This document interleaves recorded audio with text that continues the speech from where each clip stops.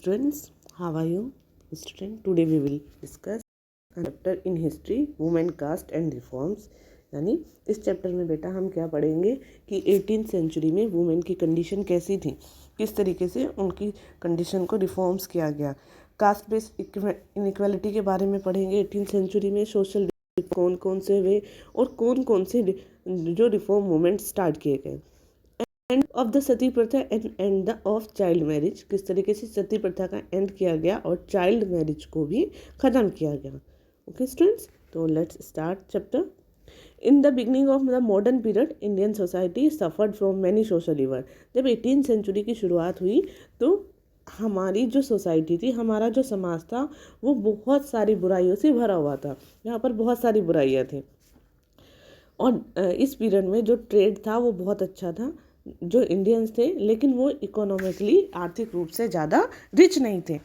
They were also much not advance socially, और वो सामाजिक रूप से भी बहुत ज़्यादा एडवांस नहीं थे, यानी वो पुराने रीति रिवाजों को अभी भी बहुत ज़्यादा मानते थे।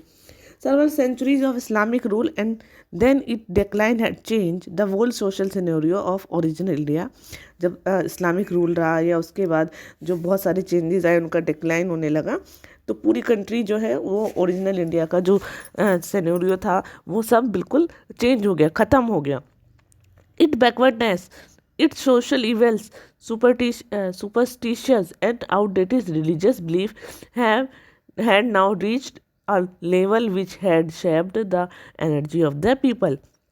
यानी अब हमारी सोसाइटी कहाँ चली गई? पीछे की तरफ चली गई। यहाँ पर बहुत सारी बुराइयाँ आ गई, बहुत सारे जो धार्मिक चीज़ों को मानने वाली पुरानी चीज़ें हैं वो आने लगी। आउटडेटेड रिलीजियस बिलीफ, यानी बहुत सारे ऐसे विश्वास जो चेंजेस होने चाहिए, जिनमें चेंज होना चाहिए था धर्म के साथ, वो सारे पुराने विश्वास भी होने लगे। और ऐसे सभी चीज़ें लोग जो है वो हमारी सोसाइटी में पहुंच गई थी और जिसने लोगों की एनर्जी को बिल्कुल शेप्ड कर दिया था। एट इस टाइम में all across class of reform who were deeply influenced by idea of inequality. इस समय में जो रिफॉर्म करना चाहती थी एक क्लास, वो बहुत यानी जो सुधार करना चाहता था एक वर्ग, वो इन्फ्लुएंस्ड था कि बहुत सारे आइडियाज से, जैसे इक्वलिटी, समानता का, ह्यूमनिज्म, मानवता का, रैशनलिज्म यानी रंग भेद की, जो वेस्टर्न की जो रैशनलिज्म की फिलॉसफी है, including the American and the French revolution. और उस टाइम में अमेरिका और फ्रांस में जो रेवोल्यूशन आई थी, वहाँ पर इक्वलिटी, सोशलिटी, ये सारी चीज़ें आई थी, फ्रीडम लोगों को दी गई थी। तो इस तरीके की बहुत सारी चीज़ें उस टाइम ये जो एजुकेटेड ग्रुप था ये चेंजेस लाना चाहता था।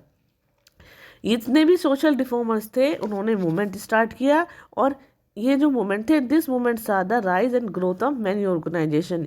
इन्हीं मूवमेंट्स की वजह से हम देख सकते हैं कि बहुत सारे ऑर्गेनाइजेशन की शुरुआत हुई और वो आगे बढ़े।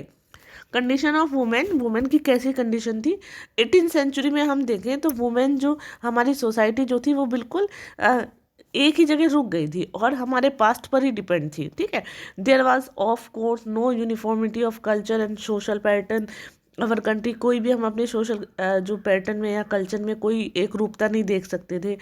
India was properly patriarchal, that is the family dominated by the senior male member and inherited through the male line। यानी हमारी जो इंडिया की फैमिली थी वो पैट्रिकल थी। पैट्रिकल मतलब बेटा कि बिल्कुल जो पिता जो है पिता के ऊपर, ठीक है, यानी हर एक चीज़ जो है मनुष्य आदमियों के चलाई जाती थी, जेंट्स के द्वारा, ठीक है, और वो पूरी तरीके से डोमिनेट होती थी अपने यानी सीनियर फैमिली के जो मेल मेंबर होते थे। हर एक चीज़ इनहेरिटेंस जो थी वो भी मेल मेंबर के थ्रू ही होता था। यानी अगर पापा की प्रॉपर्टी है तो वो प्रॉपर्टी किसके पास जाएगी? बेटे के पास जाएगी। अगर घर में कोई भी डिसीजन लेना है तो वो कौन लेगा? जो मेल मेंबर होता था, ठीक है। तो इस तरीके से पैट्रिकल, ठीक है, पैट्रिक जिसको हम बोलते हैं। Women were subjected to nearly complete male control, और वुमेन पूरी तरीके से मेल के कंट्रोल में थी। उनको किसी भी तरह का कोई भी फ्रीडम नहीं थी, ठीक है। जो मेल कहता था वही उसी के अकॉर्डिंग उनके घर वही सब होता था। They were expected to live a mother and wifes only, और सिर्फ उनसे किस तरीके से रहने का एक्सेप्ट किया जाता था कि या तो वो माँ की तरह रहे या वो वाइफ की तरह रहे, बस। Through these role they were shown great deal respect and honour, और इसी रोल को वो बहुत अच्छे से, बहुत रिस्पेक्ट से, बहुत ऑनर से निभाती थी, और इसी रोल में सब उनको देखते थे। But women of the time posed little individually of their own, while women of the upper class were not supported to work outside their home. Peasant women usually worked in the field, and women for poor class often worked outside their home to supplement the family income. यानी उस time पर जो महिलाएं थी उनको बाहर हर तरह की फ्रीडम नहीं थी, और उनको खुद ही अंदर रहने मतलब घर के अंदर ही रहना पड़ता था। जो अपर क्लास थी, अपर क्लास में जो महिलाएं थी उनको घर से बाहर काम करने की कोई भी परमिशन नहीं थी। लेकिन अगर हम पीजेंट को देखें, जो पीजेंट होते थे उनकी वो जो वुमेन होती थी उनकी, या फिर पुअर जो क्लास के लोग होते थे, वहाँ उस क्लास से जो वुमेन होती थी वो खेतों में काम करने जाती थी या घर से बाहर काम करने जाती थी, ताकि उनके फैमिली की इनकम जो है वो इंक्रीज हो सके, उनकी फैमिली में इनकम आ सके। The purdah was commonly mostly among the higher class in the north, और नॉर्थ में जो पर्दा प्रथा थी वो बहुत हाई क्लास में भी थी, यानी पर्दा प्रथा उस टाइम पर बहुत फेमस थी। It was practice in south, और it was not practised in south, लेकिन ये जो पर्दा प्रथा थी ये साउथ में नहीं थी। Girl were not allowed to go to school, और गर्ल जो है उनको स्कूल जाने की परमिशन नहीं थी। Majority believe that education could create bad influence on the girl mind, और ज़्यादातर लोग ये मानते थे कि जो एजुकेशन है वो गर्ल के माइंड में बैड इफेक्ट डालेगी, ठीक है। और child marriage was rampant and girl was usually married of an early age. उस टाइम पर चाइल्ड मैरिज जो थी वो बहुत ज़्यादा फेमस थी, और गर्ल को बहुत जल्दी अर्ली एज में ही शादी कर दी जाती थी। अ गर्ल हैड नो से in selection of her husband, और गर्ल जो है अपने हस्बैंड की सिलेक्शन में कुछ भी नहीं कह सकती थी। But while man could keep more than one wife, लेकिन जो वुमेन मैन थे उनको एक से ज़्यादा वाइफ रखने की परमिशन थी। और a women who died on her husband pre consider virtuous and termed as sati, और वुमेन जो थी जो अपने हस्बैंड की चिता के साथ जो मर जाती थी उसको सती कहा जाता था। विडो रीमैरिज वाज अनहेडेड, और उस टाइम पर विडो रीमैरिज भी नहीं थी, यानी अगर कोई स्त्री उसका हस्बैंड मर जाता था तो उसके बाद वो रीमैरिज नहीं कर सकती थी, दोबारा मैरिज नहीं कर सकती थी। उसे बहुत ही स्थिति उसकी ख़राब होती थी, वो बहुत ही जो है उसको लाइफ अपनी बहुत ही ज़्यादा कष्टों में व्यतीत करनी पड़ती थी। Boy and girl were not permitted to mix with each other, और बॉय और गर्ल को एक साथ मिक्स होने की, यानी उन्हें आपस में बातचीत करने की, आपस में खेलने कूदने की परमिशन नहीं थी। All marriage were arranged by the head of the family, और जितनी भी मैरिज होती थी वो अरेंज मैरिज होती थी, और किसके द्वारा होती थी? अपनी फैमिली का जो हेड होता था वही सिलेक्शन करते थे, ठीक है, और वही शादी करते थे उनकी। Men were permitted to have more than one wife, but except for the well off normally had only one. लेकिन मैन जो थे उनको ये परमिशन थी कि वो एक से ज़्यादा वाइफ रख सकते थे, यानी उनकी एक से ज़्यादा वाइफ होती थी। Except for the well of the normally had only one, लेकिन क्या था? एक्सेप्ट फॉर वेल ऑफ, यानी उनको छोड़कर normally they had only one, वो सब एक ही थे, ठीक है, एक ही माना जाता था।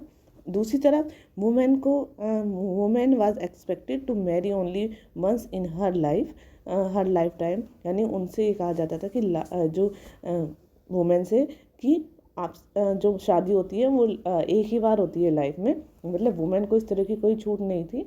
The custom of early marriage privilege all over the country, और ये जो अर्ली मैरिज का जो कस्टम है, यानी अर्ली मैरिज का जो रिवाज था वो पूरी कंट्री में था। कभी कभी children were married when they were only 3 or 4 year old age year of age, यानी कभी कभी क्या होता था जब बच्चे 3 या 4 साल के ही होते थे तो ही उनकी शादी हो जाती थी। और among the upper classes the evil custom of inquiries heavy expense and marriage and given dowry specially wide spread in Bengal and Rajputana. और अगर हम अपर क्लास में देखें तो ये जो बहुत ही ये अर्ली मैरिज वाला जो कस्टम था, इसमें एक और बुराई थी कि इसमें बहुत ज़्यादा खर्चा होता था और इन शादी में बहुत सारा दहेज दिया जाता था, डावरी दी जाती थी। स्पेशली कहाँ दी जाती थी? बंगाल और राजपूताना में। ठीक है। Two great evils of 18th century in India apart from the caste system, और दो जो सामाजिक बुराइयाँ 18th सेंचुरी में थी, caste system, there were custom, caste system में there were the custom of sati and the bad condition of women. ठीक है, यानी उसमें क्या था, एक तो सती होने की और एक वुमेन्स की बहुत बुरी कंडीशन की। Sati involve the rites of Hindu widow burning her self along with body of her dead husband. Sati में क्या होता था कि जब किसी भी औरत का, किसी भी वुमेन का हस्बैंड मर जाता था तो उसको उसकी चिता के साथ जलती हुई अग्नि पर बैठना पड़ता था। ठीक है, यानी उसकी जो अपने बॉडी है डेड हस्बैंड की, उसके साथ जलती चिता पर उसको भी बैठना पड़ता था। It was mostly prevalent in Rajputana, Bengal and our other part of the north India. यानी और इस तरह का कस्टम कहाँ पर था? राजपूताना में, बंगाल में या नॉर्थ इंडिया के अदर पार्ट्स में। Widow belonging to higher classes and higher caste could not marry, though in some region of some caste, यानी जो विडो होती थी, जो हायर क्लास से बिलोंग करती थी, ठीक है, वो भी मैरिज नहीं कर सकती थी। तो इन सम रीजन, किसी रीजन से, इन सम कास्ट, किसी कास्ट में, for example among non Brahmin in Maharashtra, यानी नॉन ब्राह्मण जो महाराष्ट्र थे, the Jat people region of the north widow marriage was common. यानी कुछ ऐसे कास्ट जैसे नॉन ब्राह्मण महाराष्ट्र के जो थे, जाट जो थे, वो नॉर्थ में जो है विडो की रीमैरिज हम कॉमन देख सकते हैं। ठीक है। The the Hindu window was usually pitiable, और जो बहुत सारी हिंदू विडो थी उनकी वो बहुत ही ज़्यादा दयनीय स्थिति में थी। There were all sort restriction on the clothing, diet, movement, यानी उनके ऊपर हर तरीके से की पाबंदियाँ थी, जैसे उनको कपड़े क्या पहनने हैं, उनको क्या खाना खाना है, कहाँ जाना है। इट्स मीन कि आप यहाँ देख सकते हैं इस पिक्चर में कि किस तरीके से जो वुमेन्स थी उनकी कंडीशन कैसी थी। ना तो वो अच्छे कपड़े पहन सकती थी, ना वो अच्छे घर में रह सकती थी, ना उनको सोने के लिए अच्छे से बेड होता था। ठीक है, यानी वो ज़मीन पर लेटती थी, और खाने के लिए भी उन्हें बहुत ही सिंपल डाइट उनकी होती थी। In general she was expected to renounce all pleasure on the earth and serve selfishly member of husband और brother family depending on where she spend their remaining year of her life. यानी वो क्या, उनसे expect किया जाता था कि वो जब तक अर्थ मतलब धरती पर हैं, वो तब तक अपने जो मेंबर हैं, सेल्फिश मेंबर, अपने हस्बैंड के जो उनके ब्रदर है या फैमिली जिसके ऊपर डिपेंड करती है, वो उन्हीं के सहारे जो है, उन्हीं के खर्चे पर अपनी लाइफ जीती रहे। यानी जब तक जो है वो अपने जो भी उनका फैमिली मेंबर है उसकी अकॉर्डिंग वो लाइफ उनके खर्चे पर स्पेंड करते रहे। कास्ट रिडन सोसाइटी, यानी सोसाइटी में किस तरीके का कास्ट सिस्टम था। Society was strictly divide on the line of the caste. आप पहले भी पढ़ चुके हैं कि हमारी जो सोसाइटी है वो कास्ट बेस्ड थी, यानी Brahmin were the top of the caste hierarchy. Brahmin जो थे वो इस कास्ट हैरार्की में सबसे टॉप पर थे। ब्राह्मण and the Kshatriya were termed the upper class. ब्राह्मण और क्षत्रिय को दोनों को अपर क्लास माना जाता था। Trader and the money lender come under the category of the वैश्या। जो ट्रेडर होते थे और जो मनी लैंडर होते थे उनको वैश्य की कैटेगरी में रखा गया था। Peasant and the artisan come under the category of the Shudras. जो पीजेंट होते थे या आर्टिशियंस होते थे उनको शूद्रास की कैटेगरी में रखा गया है। आप यहाँ देखिए बेटा, ये चार्ट है कि यहाँ पर जैसे गॉड ने, ये यहाँ दिखाया गया है कि गॉड ने आपको सारे ये कास्ट बनाए हैं, और सबसे पहले इसमें ब्राह्मण को रखा है। ब्राह्मण में प्रिस्ट और एकेडमिक जो लोग होते थे वो आते थे। क्षत्रिय में जो वॉरियर होते थे या राजा आते थे। वैश्य में मर्चेंट या लैंड ओनर्स, व्यापारी जो होते थे। और शूद्राज में कॉमनर, पीजेंट और सर्वेंट, यानी जो नौकर होते थे, किसान जो होते थे। और सबसे लास्ट में पीजेंट को जो है रखा गया है। अनटचेबल कौन होते थे? जो इस कैटेगरी से बाहर थे, और इसमें स्वीपर, जो लैट्रिन साफ करने वाले या आउटकास्ट के जो लोग होते थे उनको रखा गया है। इनके साथ बहुत ही ज़्यादा गलत व्यवहार किया जाता था। ठीक है, तो ये सारा कास्ट सिस्टम जो है हमारा यहाँ दिखाया गया कि गॉड ने ही बनाया है। तो ये इस तरह का कास्ट सिस्टम जो है उस टाइम पर फेमस था। Out of the Shudra, certain sub-caste were termed untouchable. Shudras के अलावा एक कास्ट ऐसी भी थी जिनको अनटचेबल कहा गया। These were those people who mainly clean toilets and carry women etcetera on their hand for disposal in drain. यानी ये वो लोग होते थे जो साफ़ सफाई का काम करते थे, टॉयलेट को साफ़ करने का काम करते थे, एंड ह्यूमन का जो गंदगी होती थी अपने हाथों से साफ़ करते थे, ड्रेनेज का काम, सफाई का काम करते थे। Untouchable were not allowed to share common space. Untouchables को एक ही स्पेस शेयर करने की परमिशन नहीं थी। इट्स मीन कि अगर एक गांव में कुआं है, उस कुएं से अनटचेबल को पानी लेने की परमिशन नहीं थी। उनके लिए पानी लेने की जो सुविधा थी वो अलग थी, उन्हें दूर से लाना पड़ता था। वो जो है गांव से बाहर वाले इलाके में रहते थे, अलग इलाका होता था उनके। जो अपर क्लास जहाँ रहती थी वहाँ वो नहीं जा सकते थे, वो टेम्पल में भी एंटर नहीं कर सकते थे। ठीक है, और जैसे मैंने बताया वो एक ही कुएं से पानी नहीं ले सकते थे। Even while entering the village, जब वो विलेज में एंटर भी करते थे, दे हैड वॉर्न अदर, और उन्हें मौन कर दिया जाता था। ठीक है, यानी वो विलेज में एंटर भी नहीं कर सकते थे। Okay students.